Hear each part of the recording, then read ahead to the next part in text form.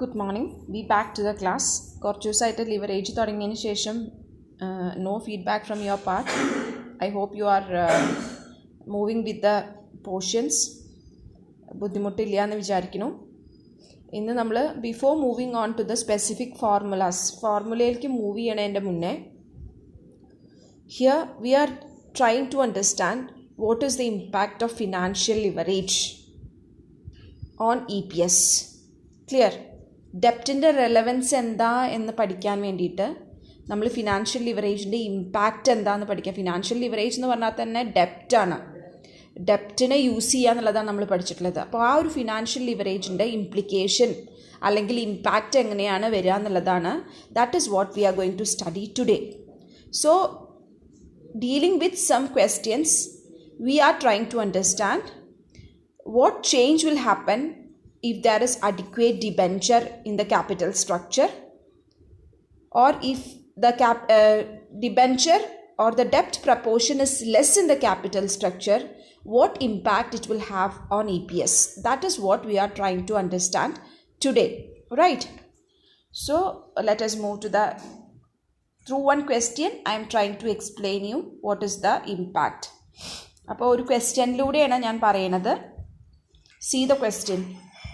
ക്വസ്റ്റ്യനിൽ എന്തെങ്കിലും സംശയം ഉണ്ടായാൽ you can ask me. Clear? A firm is considering two financial plans with a view to examine their impact on EPS. The total funds required for investment in assets are 5 lakh. Investment.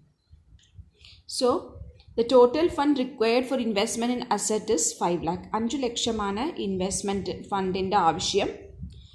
Impact on EPS ആണ് നമ്മൾ calculate ചെയ്യാൻ പോണത്. Clear? രണ്ട് financial plan ഉണ്ട്. You have 2 plans. Right? Let us see the question. Financial plans ആണ് I'm trying to explain. Question clear ആണോ എന്നറിയില്ല. Hope that is clear. അല്ലെങ്കിൽ ഞാൻ ക്വസ്റ്റ്യൻ മാത്രമായിട്ട് I will give in the as an image for you. See here, ക്വസ്റ്റ്യനിൽ രണ്ട് financial plan ആണ്. You have plan 1 and plan 2. Right? രണ്ട് പ്ലാനാണ്. നോക്കുക, ആദ്യത്തെ പ്ലാനിൽ ഡെപ്റ്റ് 4 lakh ആണ്. രണ്ടാമത്തെ പ്ലാനിൽ ഡെപ്റ്റ് 1 lakh ഉള്ളൂ. അപ്പോൾ തന്നെ മനസ്സിലാക്കണം, ആദ്യത്തെ പ്ലാനിൽ ഡെപ്റ്റിൻ്റെ പ്രപ്പോർഷൻ കൂടുതലാണ്, രണ്ടാമത്തെ പ്ലാനിൽ ഡെപ്റ്റിൻ്റെ പ്രപ്പോർഷൻ കുറവാണ്. ഫസ്റ്റ് പ്ലാനിൽ equity share is 1 lakh, second പ്ലാനിൽ ഇക്വിറ്റി ഷെയർ ഇസ് 4 lakh. നേരെ തിരിച്ചാണ് അല്ലേ? ആദ്യത്തെ പ്ലാനിൽ ഡെപ്റ്റ് കൂടുതലും ഇക്വിറ്റി കുറവും, സെക്കൻഡ് പ്ലാനിൽ ഡെപ്റ്റ് കുറവും ഇക്വിറ്റി കൂടുതലുമാണ് അല്ലേ?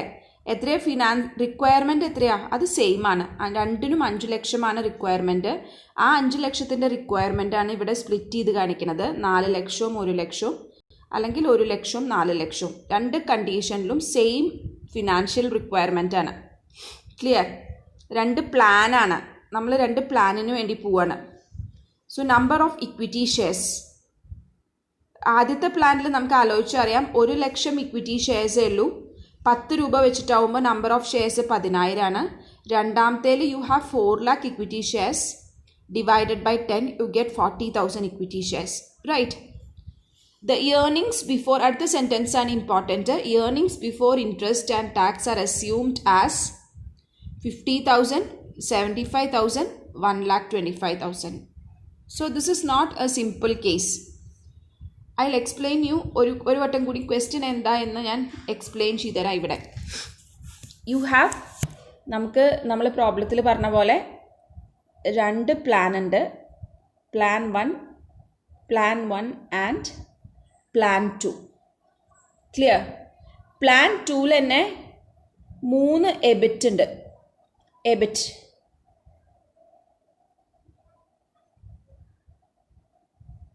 3 തരത്തിലുള്ള എബിറ്റ് ഉണ്ട്. ഒന്ന്, 50,000 എബിറ്റ് കിട്ടുകയാണെങ്കിൽ എന്താവും? രണ്ടാമത്തെ ലെവൽ ഓഫ് എബിറ്റ് എത്രയാ? 75,000 എബിറ്റ് ആണെങ്കിൽ. And third category is 1,25,000 EBIT ആണെങ്കിൽ. what will be the EPS. Clear? Second പ്ലാനിലും ഇതുപോലെ തന്നെയാണ്. 50,000 EBIT ആണെങ്കിൽ 75,000 EBIT ആണെങ്കിൽ and you have 1,25,000 also. അപ്പോൾ 3 EBIT ലെവൽ ഉണ്ട്, 2 പ്ലാൻ ഉണ്ട്. ക്ലിയർ? ഒന്നുകിൽ നമുക്ക് 2 രീതിയിൽ ഈ പ്രോബ്ലം ചെയ്യാം. ആദ്യം പ്ലാൻ 1 മാത്രം എടുക്കാം. അതിൽ 50,000 3 കോളം കൊടുക്കുക. എബിറ്റ് 50,000 ആണെങ്കിൽ, എബിറ്റ് 75,000 ആണെങ്കിൽ, എബിറ്റ് 1,25,000 ആണെങ്കിൽ. പ്ലാൻ 2 എടുക്കാം. You can go for 50,000, 25,000, again 1,25,000. ഇങ്ങനെ വേണമെങ്കിൽ നമുക്ക് പ്രോബ്ലം ചെയ്യാം. അല്ലെങ്കിൽ പിന്നെ നമ്മൾ ചെയ്യേണ്ട ഒരു മെത്തേഡ് എന്താ വെച്ചാൽ, ആദ്യം ഒരു എബിറ്റ് ലെവൽ എടുക്കുക. കമ്പയർ ചെയ്യാൻ എപ്പോഴും നല്ലത് അതാണ്. കാരണം ലിവറേജിൻ്റെ ഇമ്പാക്റ്റാണ് നമ്മൾ പഠിക്കണത്, റൈറ്റ്? അപ്പോൾ ലിവറേജിൻ്റെ ഇമ്പാക്റ്റ് പഠിക്കുമ്പോൾ കമ്പയർ ചെയ്യണമെങ്കിൽ നല്ല ഒരു പാർട്ട് എന്താ വെച്ചാൽ, ആദ്യം നമ്മൾ എബിറ്റ് 50,000 ആണെങ്കിൽ, ഫസ്റ്റ് കേസ് എബിറ്റ് ഇസ് 50,000. നമുക്ക് എത്ര പ്ലാൻ ഉണ്ട്? എ, ആദ്യത്തെ case problem. You have plan 1 and plan 2. 2 column വരയ്ക്കാം. ക്ലിയർ? എന്നിട്ട് നമ്മൾ എഴുതുക എബിറ്റ് 2 കേസിലും എത്രയാ? 50,000 ആണ്. അല്ലേ? അതിന്ന് ആദ്യം ഇൻട്രസ്റ്റ് മൈനസ് ചെയ്യുക, പിന്നെ ടാക്സ് മൈനസ് ചെയ്യുക, പ്രിഫറൻസ് ഷെയർസ് ഇല്ല, ഇത് രണ്ടും മൈനസ് ചെയ്താൽ what you are getting is earnings available to equity shareholders. Divide it with number of shares. നമ്മൾ പഠിച്ച കാര്യങ്ങളായതുകൊണ്ടാണ് ഞാൻ ഇങ്ങനെ പറയണത്.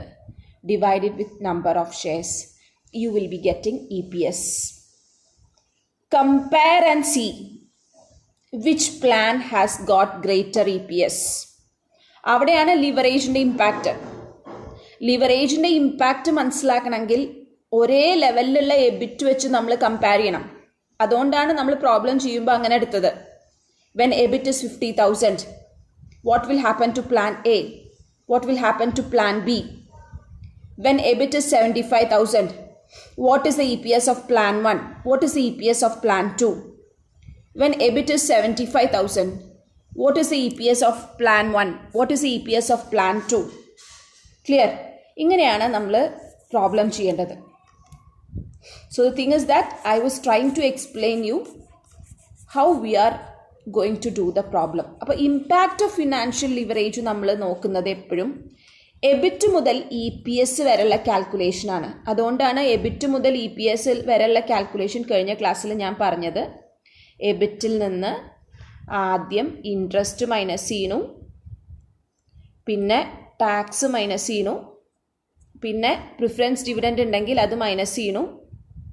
The answer what you get is earnings available to equity shareholders divided by number of shares will give you the EPS.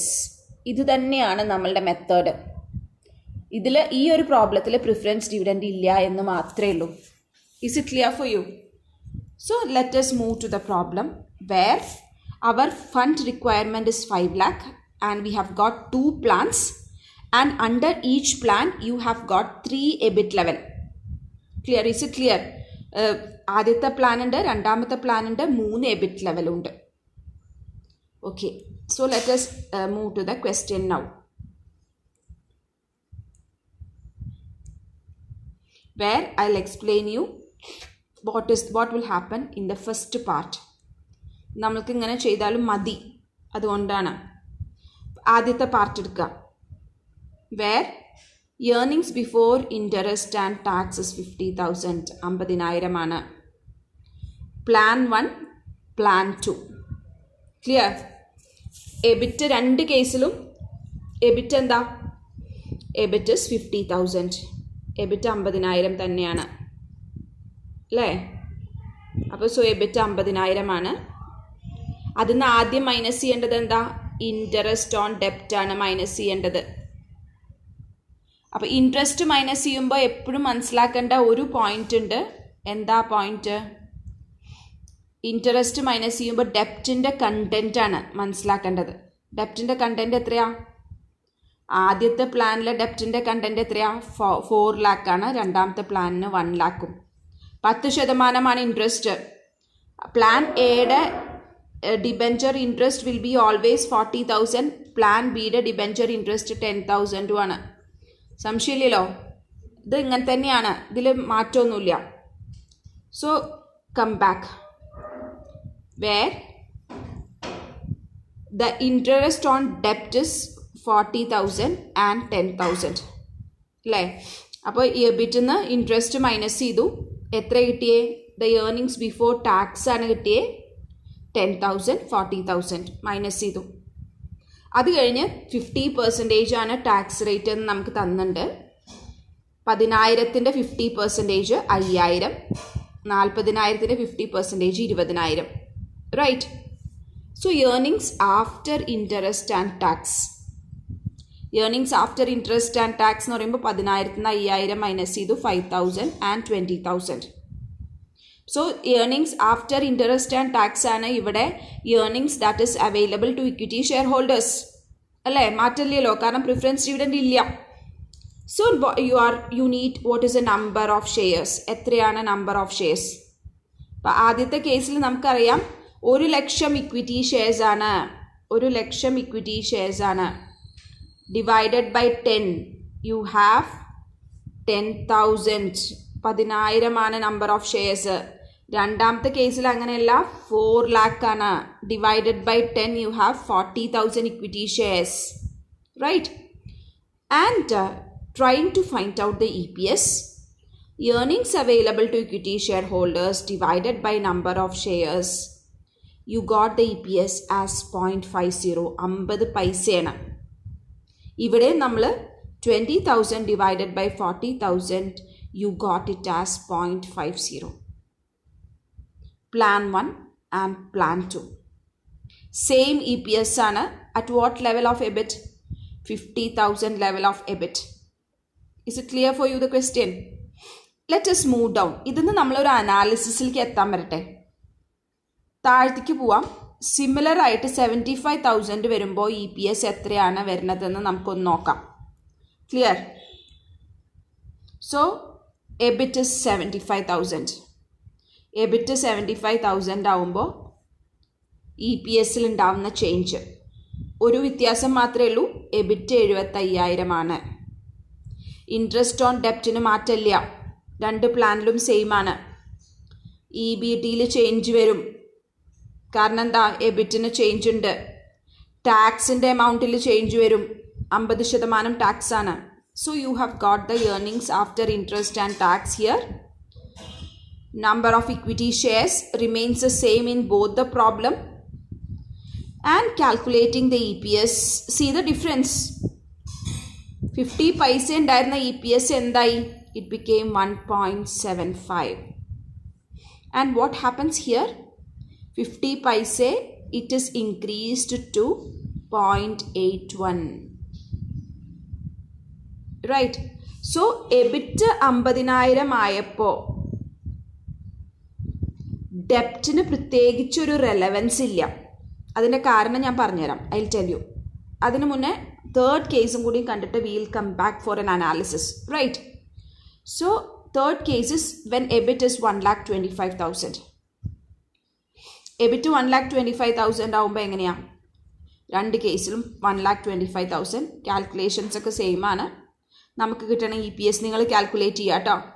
നമുക്ക് കിട്ടണ EPS ഇതാണ് 4.25 and 1.438. അത് മാത്രം നമുക്കൊന്ന് താഴ്ത്തിക്ക് എഴുതിയെടുക്കാം. Clear? Let me try to explain. Plan 1,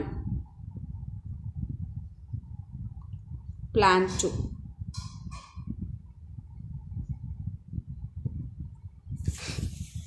First case എന്താ? EBIT was 50,000. EPS എത്രയാണ്? 0.50 50 പൈസ അല്ലേ? ഇനി എബിറ്റ് 75 ആവുമ്പോൾ when EBIT is 75,000 75,000 ആണ്. 1.75 and 0.8 എത്രയാണ് വന്നിരിക്കുന്നത്? 0.81 0.81 റൈറ്റ്. ഇനി 1,25,000 എബിറ്റ് ആവുമ്പോൾ what change is there? 4.25 and 1.438. What does this mean? Plan A is having more debt, levered ആയിട്ടുള്ള capital structure ആണ്. Levered capital structure. No leverage here. Less levered ആണ്. ലിവറേജിൻ്റെ ഇമ്പാക്റ്റാണ് നമ്മൾ പഠിക്കുന്നത്. അപ്പോൾ എപ്പോഴും മനസ്സിലാക്കേണ്ട കാര്യം, ഒരു ഫേമിന് പ്രോഫിറ്റ് കുറവാകുമ്പോൾ ഡെപ്റ്റ് doesn't have that much impact in the capital structure when the profit is less or when the EBIT is less. കാരണം നിങ്ങൾക്ക് തന്നെ ആലോചിച്ചറിയാം, നിങ്ങൾക്കാകെ 10,000 രൂപയെ കിട്ടുന്നുള്ളൂ. അതിന്ന് 6,000 രൂപ നിങ്ങൾ കടമായിട്ട് കൊടുക്കണം. ബാക്കി നിങ്ങൾക്ക് വളരെ തുച്ഛമായിട്ടുള്ള പൈസയേ ഉള്ളൂ, which is to be shared with the equity shareholders. So നമ്മൾ പ്രതീക്ഷിക്കുന്ന ഒരു increase it will not happen in EPS if the EBIT is less. So when the EBIT is less, leverage doesn't have that much impact. That is what I wanted to tell you. Right? But see the difference. When EBIT started increasing, EBIT കൂടുമ്പോൾ നമുക്കറിയാം, ഇപ്പം നമുക്ക് ഇഷ്ടം പോലെ പൈസ ഉണ്ട്, 4 ലക്ഷം രൂപ profit കിട്ടുന്നുണ്ട്. അപ്പോഴും നമ്മൾ എത്രയേ കൊടുക്കണ്ടുള്ളൂ? ഫിക്സഡ് ആയിട്ടുള്ള ആ ലോണ് ഫിക്സഡ് ആയിട്ട് തന്നെ കൊടുക്കണ്ടുള്ളൂ. ബാക്കി എക്സസ് പൈസ മുഴുവൻ ആർക്ക് ഷെയർ ചെയ്യാം? It can be shared along with equity shares. So it is always preferable to have ഡെപ്റ്റ് when you have more profit. So the impact of leverage lies when the EBIT starts increasing. Right. അപ്പോൾ ആ ലിവറേജിൻ്റെ impact, ആ ഡെപ്റ്റിൻ്റെ impact increase ചെയ്യണതൊന്ന് നോക്കുക. EBIT 75,000 ആയപ്പോൾ see here it became 1.75. ₹1.75 EPS. പക്ഷേ plan 2ലും ചെറിയൊരു increase ഉണ്ട്. ആ ഇൻക്രീസ് എബിറ്റിലുണ്ടായ ഇൻക്രീസിൻ്റെ പ്രപ്പോർഷൻ തന്നെയാവും. It is just 0.81 which is not that much significant when you compare with this number. ഇത് ഒരു ഷെയറിനാണ്. So what will happen if you have thousands of shares? How much increase is there? Tremendous ആയിട്ടുള്ള increase ആണ്. That is because of the leverage. കാരണം ഒരു കാര്യം മനസ്സിലാക്കണം, നമ്മൾ പഠിക്കുന്ന പോലെ 2 കേസിലും 5 ലക്ഷമാണ് ഇൻവെസ്റ്റ്മെൻറ്റ്. ഒന്നിൽ കൂടുതലോ ഒന്നിൽ കുറവോ ഇല്ല. 2 കേസിലും ഒരേ എബിറ്റാണ് 75,000. നമ്മൾ ഇത്ര കാലം മനസ്സിലാക്കിയിരുന്നത് പ്രോഫിറ്റ് സെയിം ആണെങ്കിൽ ഒരേപോലത്തെ ഫേമാന്നുള്ളതാണ്.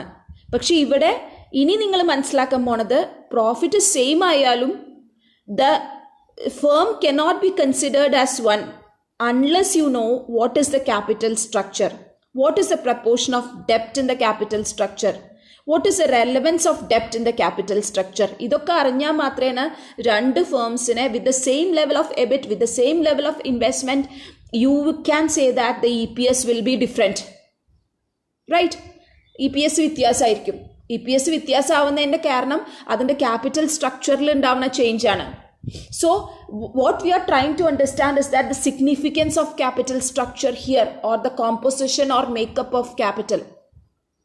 Capital എങ്ങനെ കമ്പോസ് ചെയ്തിരിക്കുന്നു, ക്യാപിറ്റൽ എങ്ങനെ മേക്കപ്പ് ചെയ്തിരിക്കുന്നു, what significance it does have. And coming back, ഈ എമൗണ്ട് 1,25,000 ആയപ്പോഴോ സി എത്ര അളവിലാണ് മാറ്റം വന്നിരിക്കുന്നത്. The EPS became 4.25, significant change in EPS. ഡബിളിനേക്കാളും കൂടുതലായി അല്ലേ? What will happen here?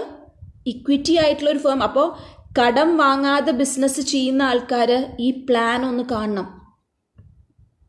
എപ്പോഴും business man why they take loan is very very significant. അവരുടെ പോക്കറ്റിൽ നിന്ന് പൈസ എടുത്ത് ഇൻവെസ്റ്റ് ചെയ്യാത്തത് എന്താണ്? എന്തുകൊണ്ടാണ് ലോൺ എടുക്കുന്നത്?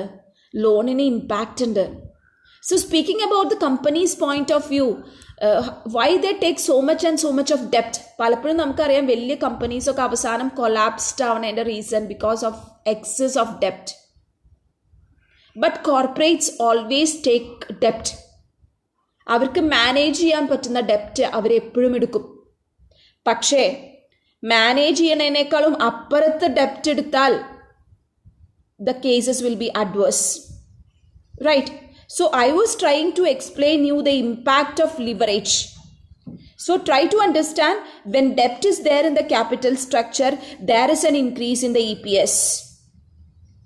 But try to make sure that when the EBIT level is less or when the firm suffers from loss, it is not advisable to take loan. Clear? ഫേമിന് നല്ല ലോസ് ആവുന്ന സമയത്ത് ലോൺ എടുത്താൽ ഉണ്ടാവുന്ന impact adverse ആണ് വീണ്ടും condition. കാരണം loss ആണെങ്കിൽ വീണ്ടും ഈ ഇൻട്രസ്റ്റ് കൊടുക്കണം. അപ്പം നമ്മുടെ ലോസ് കൂടും. ഈ ലോസ് കൂടുമ്പോൾ ലോസ് പെർ ഷെയർ കൂടും, EPS ഉണ്ടാവില്ല, റൈറ്റ്? സോ ആ ഒരു ഇമ്പാക്റ്റും കൂടി മനസ്സിലാക്കണം. അപ്പോൾ ഐ വാസ് ട്രൈങ് പ്രാക്ടിക്കലി നമ്മൾ ഡിബെഞ്ചറിൻ്റെ ഈ ഒരു ഫോർമാറ്റ് മാത്രമേ ഇതുവരെ പഠിച്ചിരുന്നുള്ളൂ. പക്ഷേ here I was trying to explain what impact it will have. So ഇത്രയും പറഞ്ഞതിൻ്റെ ബേസിസിൽ നിങ്ങൾ ആ ഇമ്പാക്റ്റും കൂടി താഴെ എഴുതണം. In sentences you have to write. In plan 1 or in when EBIT was 50,000 what happened? 50,000 ആവുമ്പോൾ the plan 1 and plan 2 has the same level of EBIT. That means that the financial leverage doesn't have that much impact in that capital structure. Second, when the income starts increasing or when the EBIT level was moved to 75,000, the levered firm had more EPS when compared with the unlevered firm.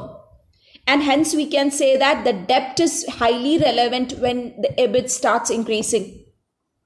And when the EBIT reached the highest peak, say for example 1,25,000, more than 50 times the 50%, the EPS starts increasing. And it is because the leverage is that much powerful when the EBIT is high. Clear? So the impact of financial leverage on a firm's capital structure is highly powerful. That is what our comment must be. Our comment കൂടി നമ്മൾ എഴുതണം. Is it clear this question? ഈ ഒരു ടൈപ്പിൽ you have 2 or 3 more questions to do. കുറച്ച് different ആയിട്ടുള്ള questions ആവാം. So we'll try to do one by one. And after that, financial leverage in a formula under clear. Degree of financial leverage calculate ചെയ്യാനുള്ള formula under, operating leverage എന്നുള്ള formula under. പക്ഷേ ഈ typical type of problems is very important concept in financial management. Financial managementലെ important ആയിട്ടുള്ള ഒരു concept ആണ്, right? So let us wind up today and we'll see tomorrow. Take care. Bye. എന്തെങ്കിലും ബുദ്ധിമുട്ടുണ്ടെങ്കിൽ പറയാൻ മറക്കരുത്. I'm looking forward for your reply. Okay. Take care. And as you have said, YouTube channel എങ്ങനെയെങ്കിലും start ചെയ്തിട്ട് we'll start with the seminars also, what is given to you. Clear? Okay. Bye bye.